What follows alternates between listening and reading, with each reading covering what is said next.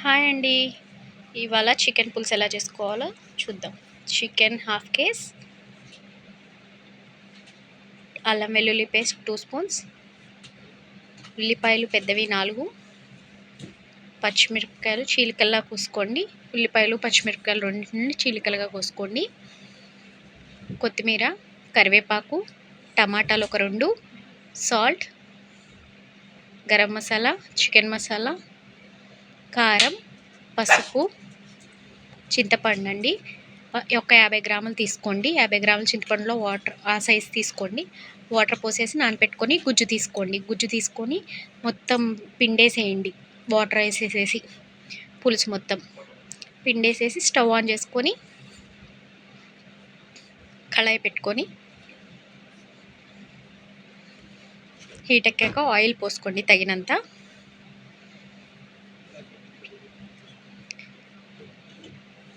నేను 8 స్పూన్స్ వేసానండి.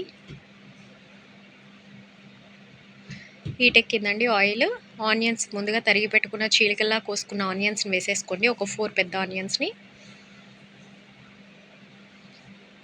చీలికల్లా కోసుకుంటే బాగుంటాయండి పులుసులకి. పచ్చిమిరపకాయలు కూడా ఘాటు పెట్టుకొని మధ్యలోకి ఆ పచ్చిమిరపకాయలు, కరివేపాకు వేసేసేసి కరివేపాకు వేసిన తర్వాత మొత్తాన్ని కలుపుకోండి ఒకసారి. కొంచెం వేగుతూ ఉంటుంది.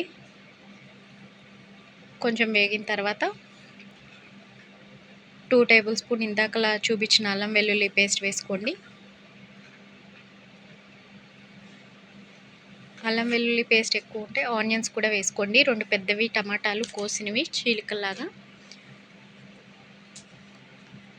అల్లం వెల్లుల్లి పేస్ట్ తగినంతే వేసుకోవాలండి. ఎక్కువ వేసుకుంటే అది స్మెల్ వస్తుంది, అంటే నీసు వాసన వస్తుందండి. అది రాకుండా ఉంటుంది అల్లం వెల్లుల్లి పేస్ట్ ఎక్కువ వేసుకుంటే. ముందుగా చికెన్ హాఫ్ కేజీ ఉంది కదండి, దాన్ని శుభ్రంగా కడుక్కొని ఇలా తీసుకొని ముందుగా కారం, మాది చాలా చిన్న స్పూన్ అండి, 1, 2, 3, 4, 5 టేబుల్ స్పూన్స్ అండి. మాది చిన్నదండి, మీ రుచికి తగినంత వేసుకోండి. మేము కారం ఎక్కువ తింటాము. పసుపు 1 టేబుల్ స్పూన్, అది కూడా చిన్న స్పూనే అండి.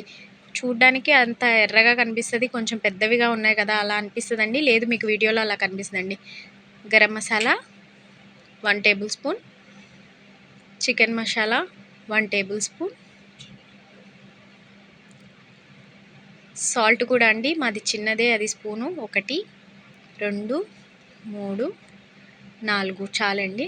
మీ రుచికి తగినంత మీరు వేసుకోండి. మొత్తాన్ని కలిపేసుకొని మ్యారినేట్ చేసుకొని మొత్తానికి చికెన్కి అగోండి మొత్తం మ్యారినేట్ చేసిన తర్వాత చికెన్ మొత్తానికి ఇంతలో ఆనియన్స్ అవన్నీ అల్లం వెల్లుల్లి పేస్ట్ అన్నీ వేసాం కదండి, టమాటాలు అవన్నీ వేగిపోయినాయి. నాకు పులుసులు అంటే చాలా ఇష్టం అండి. మా ఇంట్లో మా పిల్లలకేమో గ్రేవీస్ ఇష్టం, నాకు పులుసులు ఇష్టం.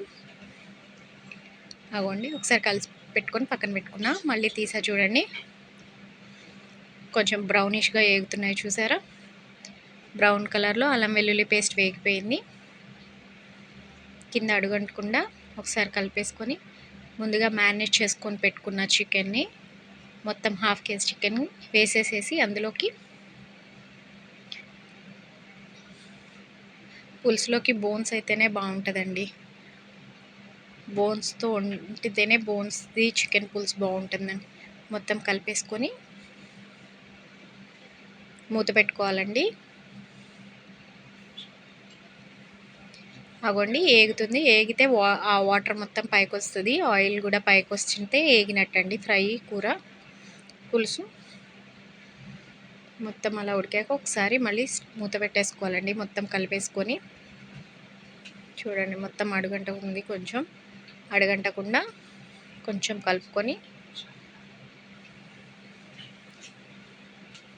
అవ్వండి. రెడ్గా బాగా వాటర్ అంతా బయటకు వచ్చేస్తుంది.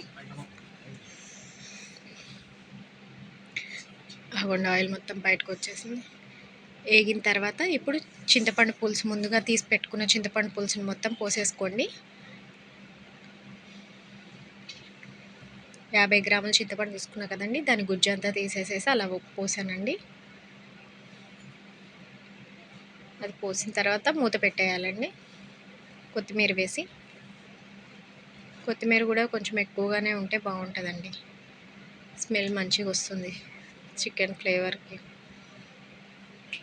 ఆ పులుసుకి. మూత పెట్టుకొని మరిగిపోతుందండి. బాగా ఉడికిన తర్వాత అగోండి మొత్తంగా ఉడికిపోయింది చూడండి. చికెన్ కూడా ఉడికిపోతుంది. చికెన్ తొందరగానే ఉడికిపోతుందండి. అదిగోండి కలుపుకోవడానికి కొంచెం బాగుంటుంది. వాటర్గా ఉంటే బాగోదండి.